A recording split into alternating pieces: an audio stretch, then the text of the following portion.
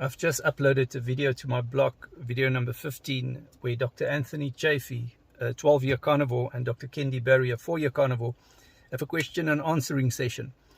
And 34 minutes into the questioning session, a question came up about Dr. Paul Saladino claiming that he had health issues a year and a half into the carnivore diet, and he blames the lack of carbohydrates.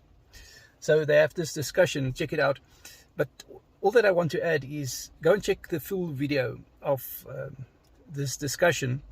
They also discuss how people benefited from the carnivore diet who suffered from IBS, Crohn's disease, pancreatitis, inflammation, neuropathy, Hashimoto's, even fibromyalgia.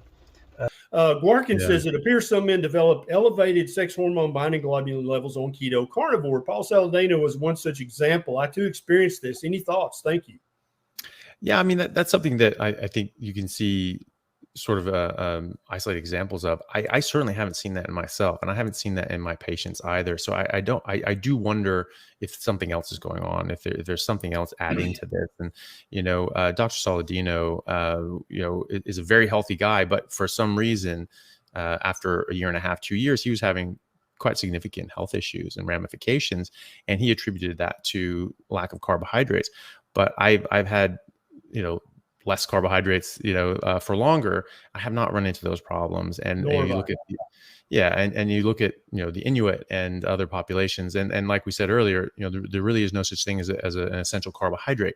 And so if we were going to be getting, damage to our sex hormone binding globulin and our testosterone and our thyroid and our electrolytes, then that would make them essential, right? If we needed them to regulate those systems well, but we don't.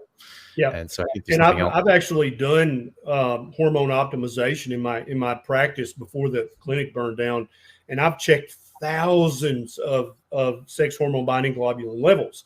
And what I've seen uniformly is that sex hormone binding globulin levels return to normal as you decrease the carbohydrates and increase the fatty meat. I'm not sure what happened with Dr. Saladino, who Dr. Chaffee and I both are friends with him. We like him a lot.